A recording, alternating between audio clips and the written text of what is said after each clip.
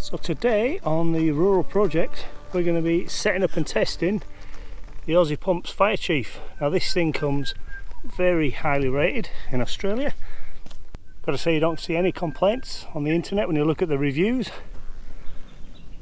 Aussie Pumps themselves, as you would imagine, they highly recommend this pump, but it's certainly got some good stats. And today I'm going to get it set up and give it a test. Now what I'm going to be testing it on is a bit unusual, but I'm going to be blasting off all this block paving. It is going to be set up as my new fire pump for the fire trailer there that's set off in the distance. The old pump has stopped working, but yeah, this thing with any luck should clear all of this mud, and we'll be left with some nice clean bricks. So the first thing we need to do is get the inlet and one of the outlets operating, and we can choose the other two outlets, what to do with those at a later date. Now these pumps come with a 2-inch inlet, and I am going to fit onto that my 2-inch quick release fitting. So all of my pipes, suction pipes, are all 2-inch, so I'm going to fit that on there. And then it comes with 1.5 inches and 2 1-inch. So the 1.5 inches is going to be the main outlet that I'm going to be using. So same thing, going to be using an adapter there, 1.5 to 2-inch. Lots of my pipes are 2-inch, and then I have a whole range of adapters to take them down to like the inch pipe that you can see on the ground there, or every other combination. And in the future I'll do something with these. Just tighten those caps for now. So all I do with these adapters is put a bit of Teflon tape, which I don't have, or a little bit of engineered adhesive, which can be used for gas or water supplies. Put a few blobs of that around and tighten it all together.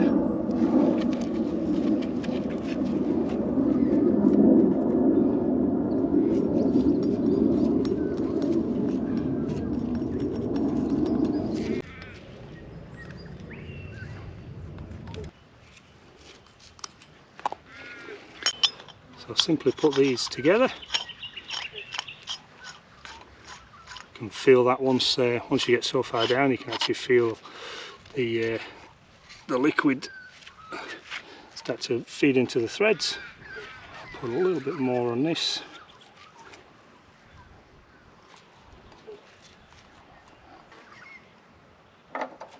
And that goes on there.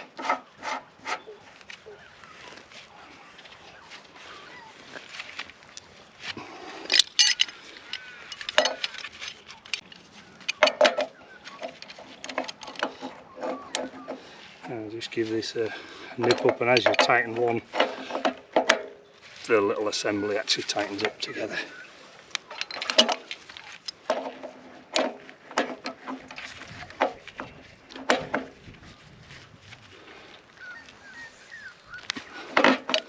Alright, that's that one, and then we'll do the same on here. Now because this is plastic, I'm not going to put some of this thread seal on. I think I should get a good enough seal just by tightening this on there.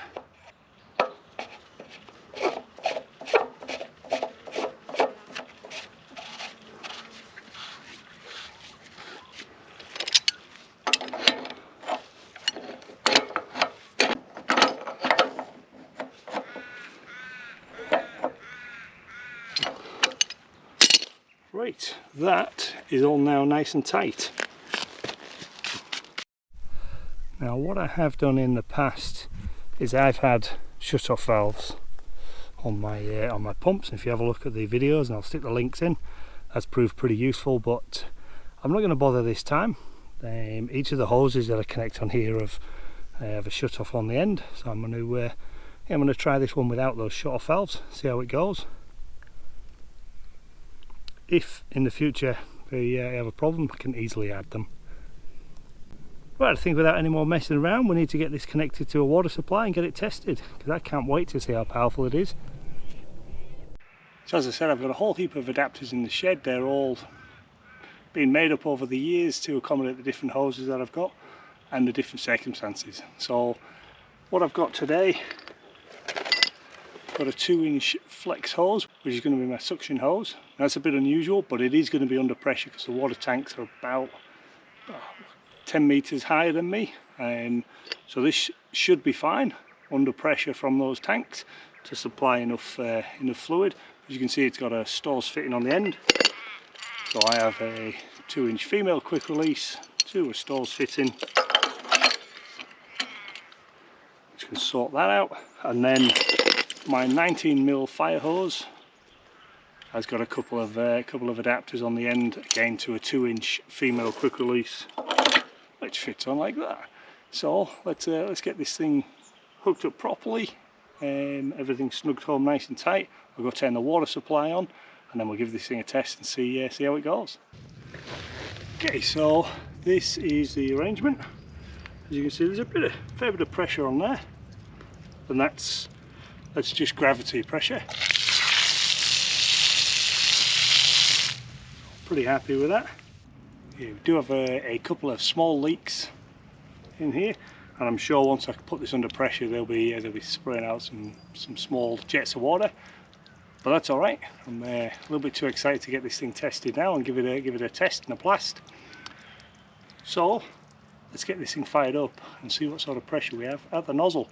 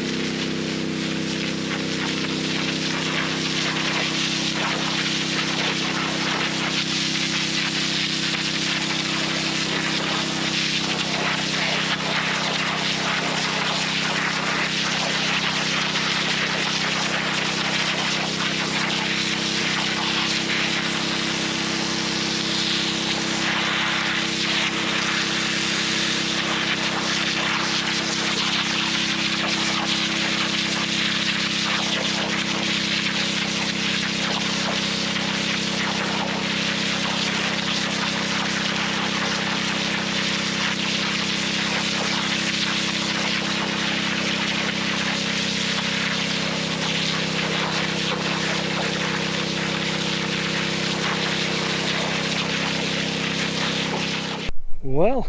As you can see, that certainly blasts through all of that. I had absolutely no idea this block paving was under this section of mud. I actually thought it stopped somewhere around here, but yeah, this whole section here is block paving, and to be honest, as far as I've jet washed up to now down here, or blasted with the hose, that's block paving as well. So I'm going to get the actual shovel out now and move some of this stuff around, because that mud is pretty thick. And to be honest, it needs, you know, I need most of this now just taken out the way, otherwise I'm just going to be clogging the drains. Take it out the way, throw it over the edge there, and then carry on.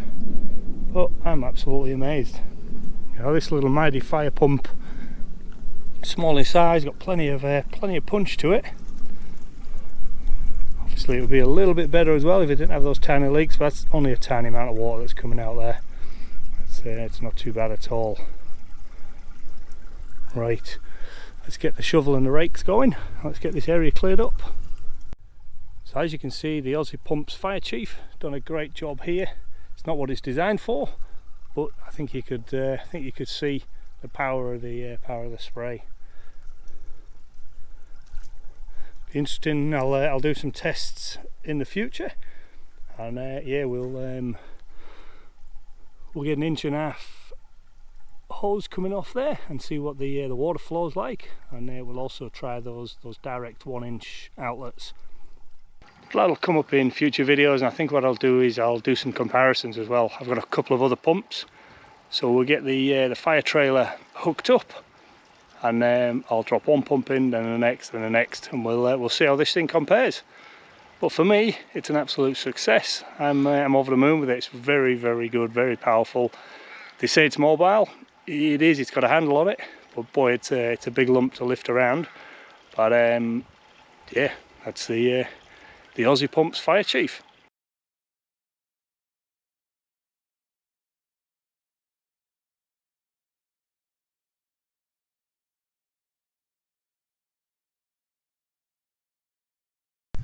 Right, busy digging my way through with a couple of decent piles of mud. Look at how thick the soil is in this area. So underneath this water is brick, as you can see, going up that side, and this is 2-3 inches thick.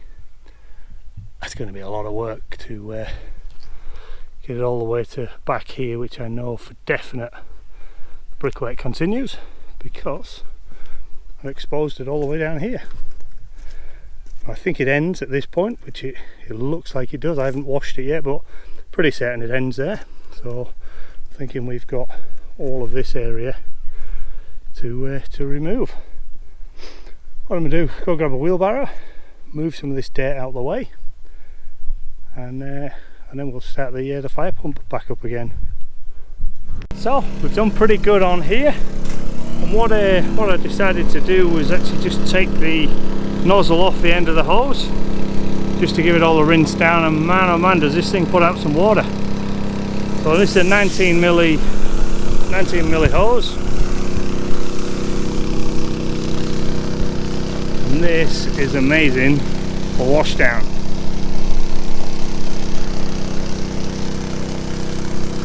Once you've actually blasted, you know, most of that dirt and everything, loosened it up, you actually need volume. You need volume of water to actually just rinse off all the fines of soil, as you can see there. It looked pretty clean. You start rinsing it off. That volume of water helps to just wash it all away. And then these paths are, listen, block paving is not the best in the world, that's for certain. But it's a damn sight better than it was. Pretty happy with that. Right, it's time to put all this stuff away, and I've got a trip to the tip. Okay, a couple of hours later, I've done my trip to tip and done a bit of tidy up, and this stuff and this area is now all started to dry out. So you can see a couple of low spots. I'm guessing this is where, you know, we've had excavators in here, we've had big tipper trucks and all sorts, I'm guessing that's what they've done, a bit of damage. But this area looks bloody awesome. So much better than normal. So yeah, we're liking that. We like what we see. It pretty much stops where it is there. I think I could maybe go a little bit further, but to be honest, it was getting to like 4 inches deep in soil, and it's not worth the hassle. So this now is great. Great big area. Right, so we will be getting a container house in here in a few weeks' time. I've just spoken to the lady. It's 8 meters long, so it's going to take up most of this, and it's going to sit on a couple of timber bearers, or 4 timber bearers. So that's a job I've got to do in the future. Get back in this area, pull out all the rubble off the back there, the big railway sleeper, and check the levels. So it's a high spot here, and high in the far corner, and then low in the middle, so we'll have to get all the levels sorted for that. But that's it.